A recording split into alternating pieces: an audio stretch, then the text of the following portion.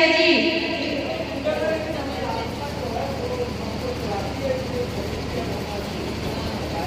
जब आप बोलो तो इसको निकाल लिया करो, यहाँ थोड़ा नीचा। हाँ, तब तक जीव है और आत्मा चली गई तो अजीब। ठीक है, वैसे ये शरीर जो है पुद्गल है। क्या है? शरीर पुद्गल है और पुद्गल हमेशा अजीब होता है। संबंध है आत्मा का, इसलिए हमें लग रहा है कि जीव है, लेकिन सर्वथा ये अजीब है। सर्वथा ये क्या है? पुद्गल है, क्योंकि आत्मा भिन्न है और शरीर भिन्न है। हमें एक दिखाई जरूर दे रहा है, जैसे दूध में यदि पानी मिला दिया जाए तो दूध और पानी एक दिखता है, लेकिन दूध भिन्न है और पानी भिन्न है। ऐसे शरीर भिन्न है और आत्मा भिन्न है। शरीर अलग है, आत्मा अलग है। शरीर अजीब है और आत्मा जीव है। ठीक है ना? तो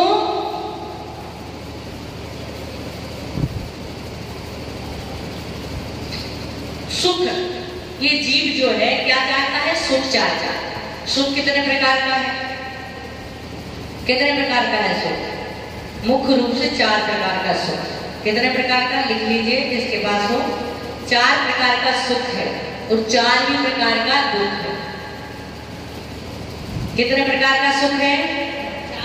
4 प्रकार का। दुख कितने प्रकार का है? एक सबसे पहला सुख है इंद्रियजन्य सुख। कौन सा सुख? इंद्रियजन्य। गर्मी लग रही है, पंखा चालू हो गया तो सुख मिल गया। अच्छा खाने मिल गया तो सुख मिल गया।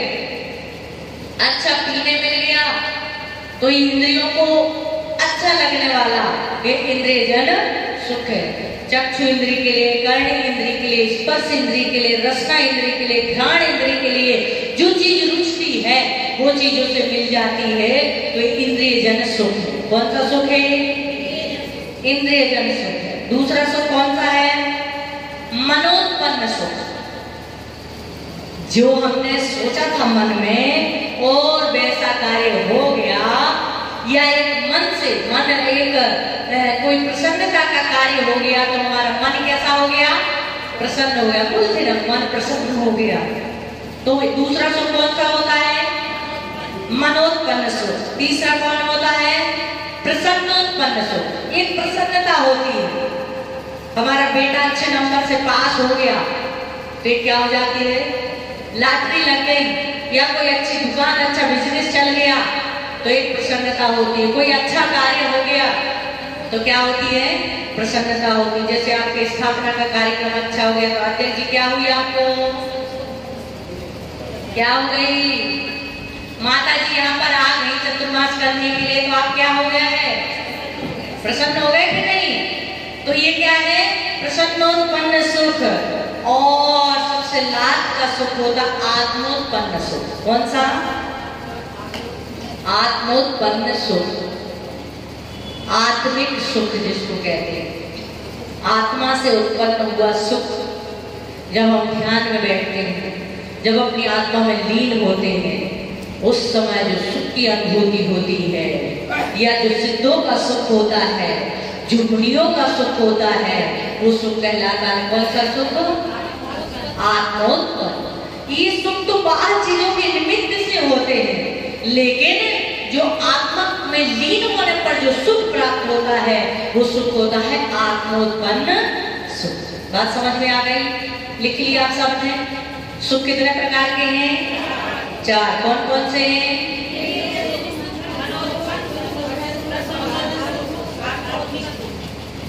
सबको आ गया?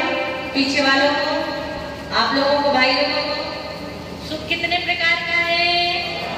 जोर से बोलिए, सुनाई नहीं देता। मैंने कहा था ना, सुख कितने प्रकार का है? 4 प्रकार का। पहला सुख कौन सा है? दूसरा सुख, तीसरा सुख, चौथा सुख। बहुत सुंदर। अब दुख भी 4 प्रकार के हैं। दुख कितने प्रकार के हैं? चार प्रकार के दुख हैं। पहला दुख है आगंतुक दुख। दुख आया नहीं है, लेकिन आने वाले दुख को सोच करके दुखी होना। जैसे अभी सबकी स्थिति बनी हुई थी, हमारे घर में कोरोना था नहीं, लेकिन लोग इतना डर रहे थे कि घर में मेरे किसी को कोरोना ना हो जाए, मुझे कोरोना ना हो जाए। हुआ नहीं है, लेकिन होने के पहले ही दुखी हो जाना। मैं बाहर जा रहा हूँ, कहीं एक्सीडेंट ना हो जाए। ये और भी अन्य चीजें हैं, कुछ भी लगा सकते हैं। तो आया दुख नहीं है, लेकिन आने वाले दुख के बारे में विचार करके दुखी होना। ये कौन सा दुख है? आगंतक दुख। दूसरा दुख है मानसिक दुख। कौन सा दुख है? सब कुछ है, लेकिन फिर भी मन से व्यक्ति सुखी नहीं है, कुछ ना कुछ सोच करके दुखी है। किसी न किसी बात को लेकर के मन में विचार करके ही दुखी है। पति अच्छा है, सास अच्छी है, परिवार के लोग अच्छे हैं, घर में कोई कमी नहीं है, लेकिन फिर भी क्या है? मन अच्छा नहीं है। क्या नहीं है? मन अच्छा नहीं है, इसलिए मानसिक दुख से दुखी है। तीसरा दुख है शारीरिक दुख। शरीर में कोई बीमारी आ गई, शरीर में कोई कष्ट हो गया, शरीर में कोई पीड़ा हो गई, तो ये कौन सा दुख है? शारीरिक दुख। और चौथा दुख बता दूं सुरेंद्र भैया? स्वाभाविक दुख। चौथा दुख कौन सा है? स्वाभाविक दुख। स्वभाव से दुखी। अब अपना स्वभाव सुधार ले तो सुखी हो जाए। सारी सुविधाएं हैं, सारी अनुकूलताएं मिलने पर भी यदि व्यक्ति ने स्वभाव नहीं सुधारा, तो कहते हैं इंडिया के किसी भी कोने में चला जाए, चाहे वो साधु बन जाए, चाहे वो विदेश चला जाए, या कहीं पर भी चला जाए, लेकिन उसने अपने स्वभाव को नहीं बदला, तो कहते हैं वो कहीं पर भी चला जाए, वो कैसा रहेगा? कैसा रहेगा?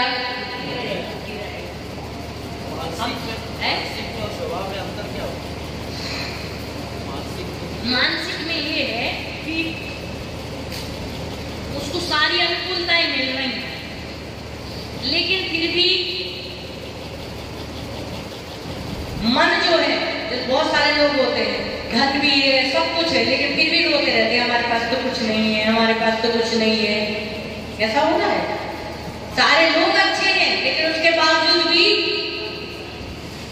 हमेशा दूसरों पे दोष ही थोपता रहता। सब कुछ अनुकूलता मिलने पर भी उसका मन सही नहीं रहता है।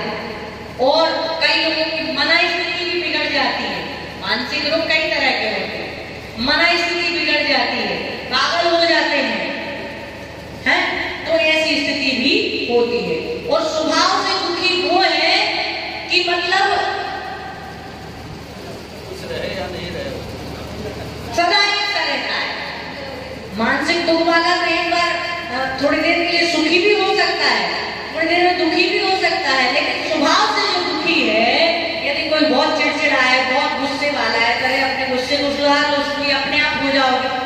लेकिन नहीं, अपने आप को सुधारना नहीं और दुखी होना है, उसको कहते हैं स्वाभाविक दुखी। मैं आपको उदाहरण से बताती हूँ। एक व्यक्ति था जिसे गांव के पूरे गांव के लोग पागल कहते थे। क्या कहते थे? पागल। उसने सोचा कि यहाँ के लोग मुझे पागल कहते हैं, इस गांव को छोड़ देना। ये गांव बेकार है। क्या बेकार है? गांव बेकार है। और वो आदमी बहुत दूर, कहा अपने गांव का आदमी जाए ना, इतना दूर चला गया। और जैसे उस गांव में जाता है, कुएं पे जाकर के, कुएं की जो पाट होती ना, अब तो पाटे आटे बनती नहीं है, गदरा लग जाता सीधे। पहले पाट होती थी, बड़े बड़े पत्थर होते थे, उससे खींच खींच के लोग पानी भरते थे। तो पाट पे जाकर के पैर लटका, उस तरफ पैर, पूरी तरफ पैर, और इस तरफ पीठ लटका करके, पीठ इस तरफ करके पैर लटका करके कुएं में बैठ जाता है, कुएं पे बैठ जाता है। जो आदमी आता है, पागल क्या कर रहा है, ए पागल क्या कर रहा है? उसने सोचा कि अरे इस गांव के आदमी मुझे पागल कह रहे हैं, उस गांव के आदमी तो कहते थे, समझ नहीं आता, जो मुझे जानते थे कि यहाँ तो कोई जानता नहीं है, फिर भी पागल कह रहे हैं।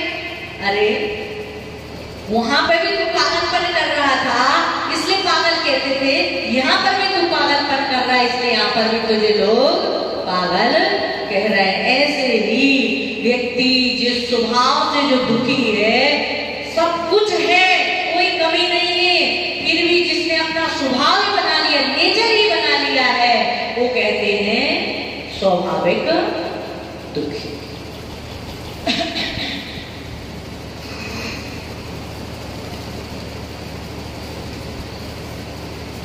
अब चलते हैं आगे। सच्चे गुरु कौन होते हैं? गुरु कहे सीख गुरु पर। गुरु तो बहुत है कि नहीं गुरु?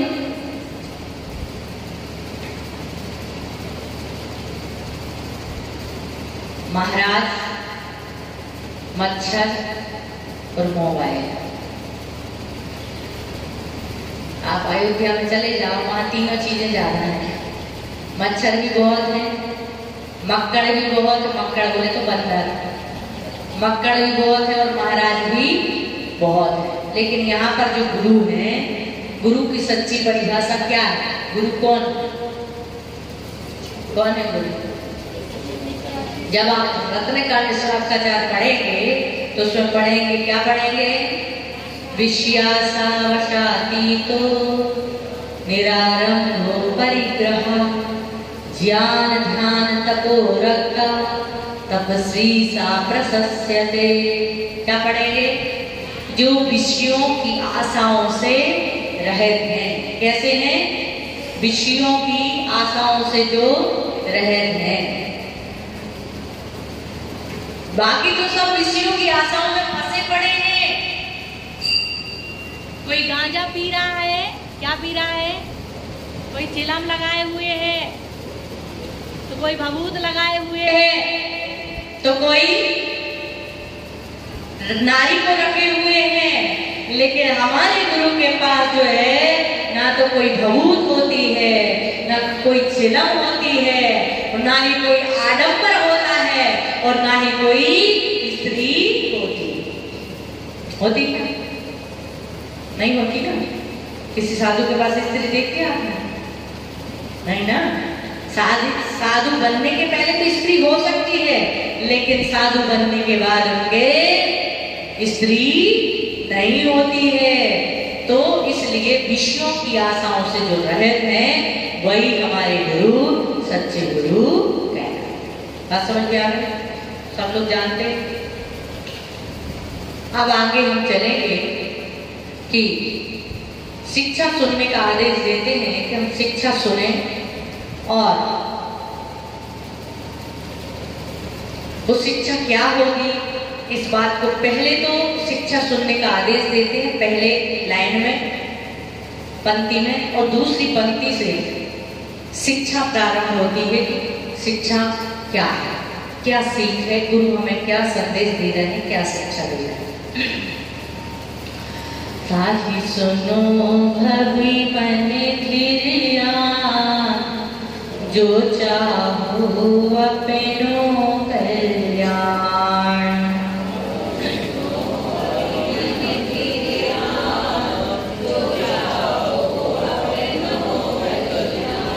मोह महामद पियो बनाने, भूलिया पे को भर मत वारी।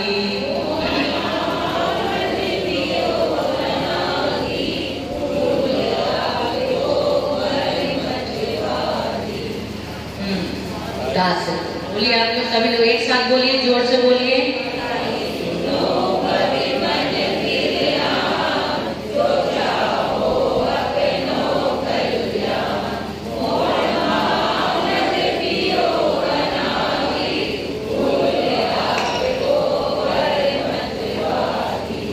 हाँ, ये कह रहे हैं, ताहि सुनो भवि मन थिर आन। किसके लिए उपदेश दे सकते हैं गुरु? किसके लिए उपदेश देने के लिए आदेश है? भव्य जीवों के लिए। अभव्य के लिए क्यों नहीं? अभव्य के लिए क्यों नहीं?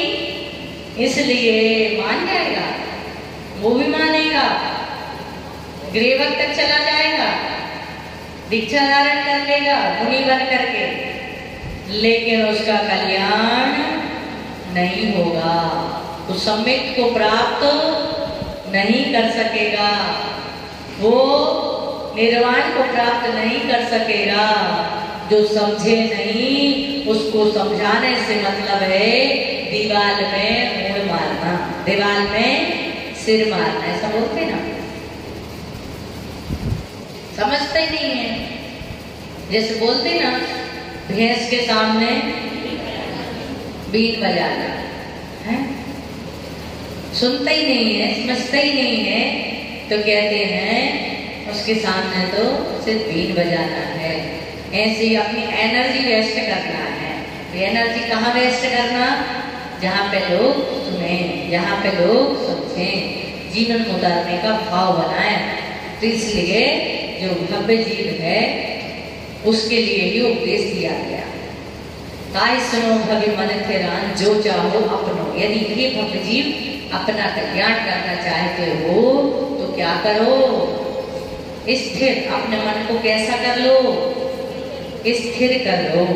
अपने मन को स्थिर करके सुनो सुनो सुनो। अब यहां से कथा चालू है। भव्य कितने प्रकार के होते हैं? भव्य, हाँ बताइए कितने प्रकार के भव्य होते हैं? 4 होते हैं। और कौन से? नहीं बोल रहे आप?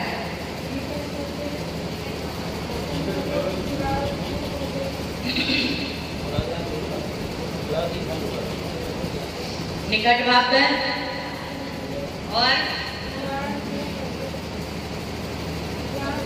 दूरानी दूर भाव और आसन भाव। कितने हो गए? 3 हुए। चले कोई बात नहीं, बता देते हैं। भव्य 4 प्रकार के होते हैं। कितने प्रकार के होते हैं? 4। सबसे पहले होते हैं आसन्न भव्य। कौन से भव्य? जोर से बोलो ना। दूसरे निकट भव्य, दूसरे, तीसरे दूर भव्य, तीसरे दूर भव्य और चौथे दूराती दूर भव्य। समझ में आई बात? पहले बोलिए आप लोग। पहले आसन भव्य, दूसरे निकट भव्य, तीसरे चौथे दूराती दूर भव्य। विजय भैया कहाँ है? यहीं हो? जग रहे कि सो रहे? दोनों चल रहा है। क्या जग भी रहे हो? नहीं। दुकान की याद तो नहीं आ रही? नहीं आ रही? बहुत बढ़िया आ रही। दिन में 10 चक्कर तो लगा लेते हैं।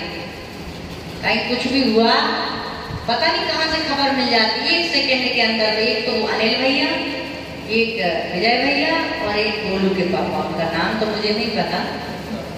बिल्कुल एक्टिव पर्सन। तो बाकी तो सब लोग हैं ही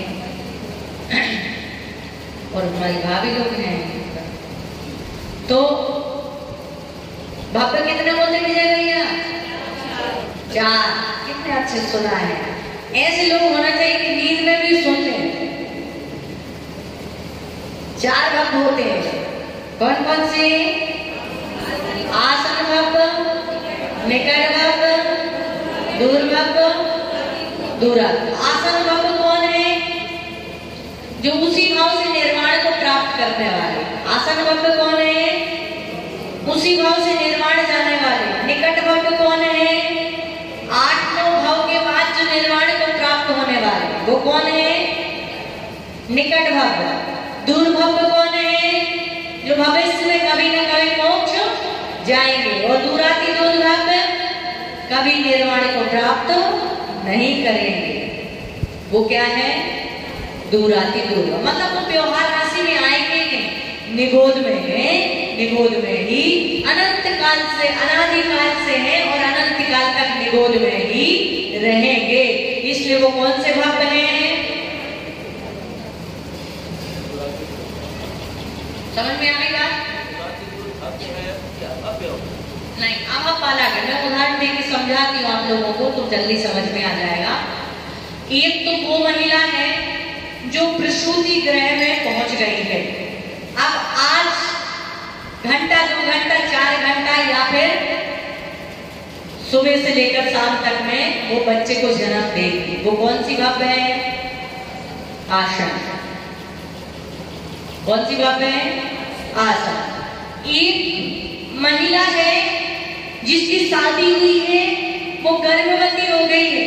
क्या हो गई है? 8-9 महीने के बाद में वो क्या करेगी? बच्चे को जन्म देगी। वो कौन है?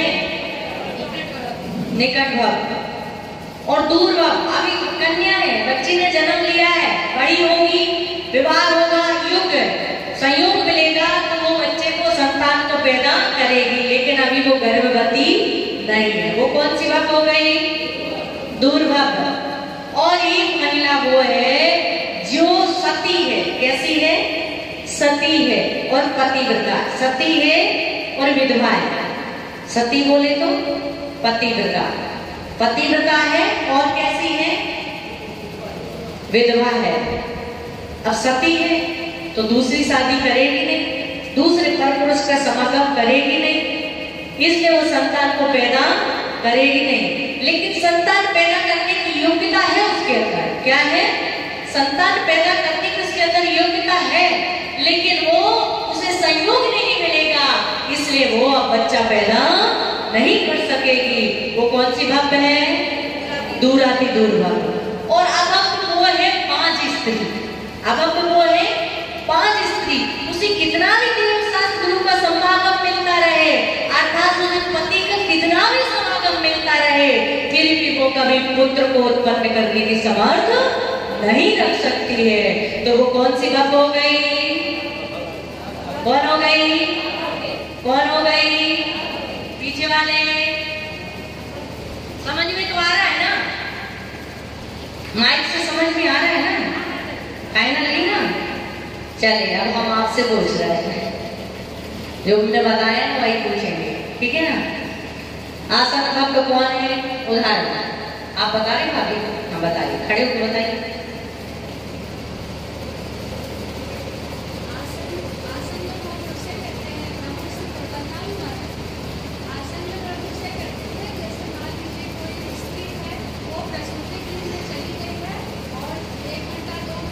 यह दिन भर में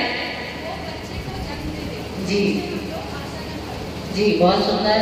निकट भाव किसे कहते हैं? हाँ बताइए भाभी।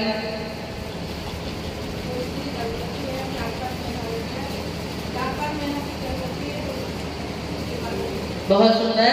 शादीशुदा गर्भवती है, अब 9 महीने के बाद हम बच्चे को पैदा करेगी, अर्थात 8 भाव के बाद में जो मुनि है वो नियम से निर्वाण को प्राप्त करेंगे। बहुत सुंदर, ताली बजाइए।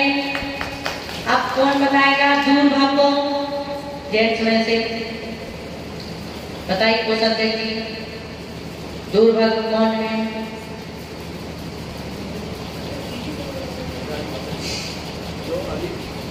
बच्ची है, कन्या है। बाद में शादी होगी तो हाँ बहुत सुंदर, कन्या है और जैसे उसको योगोपादान मिलेगा वैसे संतान को पैदा करेगी। वो कौन से भाव है? दूर भाव। अब दूरादि दूर भाव कौन है? कौन बताएगा आप लोगों में से? जय कुमार भैया।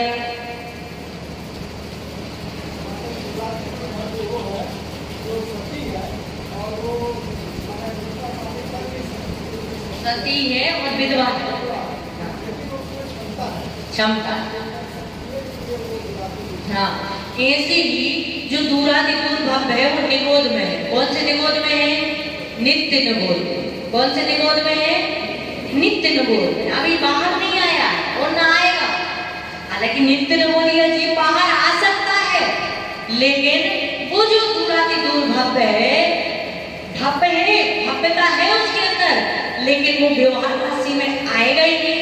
और जब व्यवहार राशि में नहीं आएगा तो ना तो देव का समागम मिलेगा, न गुरु का समागम मिलेगा, न जिनवाणी का समागम मिलेगा, तो उसे कोई संबोधन का कोई साधन न मिलने के कारण वो भव्य होने पर भी वो कभी निर्वाण को प्राप्त नहीं करेगा। समझ में आ गई सबको? सबको आ गया बात समझ में? तो भव्य कितने प्रकार के होते हैं? 4 प्रकार के होते हैं। अभव्य कितने प्रकार के होते हैं? 1। अभव्य कितने प्रकार के होते हैं? 1।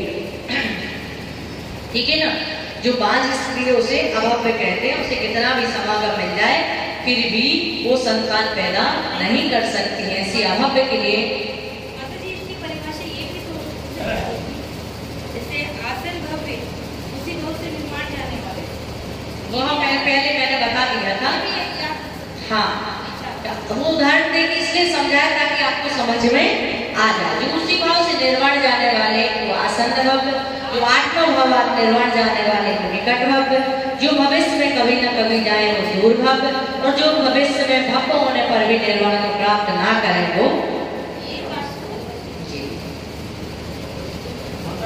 जी भव्य को भक्त कहा गया, उसको उपदेश मिलेगा ही नहीं, भव्य जीव को उपदेश मिलेगा इसलिए हो गया कि ऐसा उसका योग है, ऐसा उसका नियोग है कि वो भव्य है। अब बोले स्त्री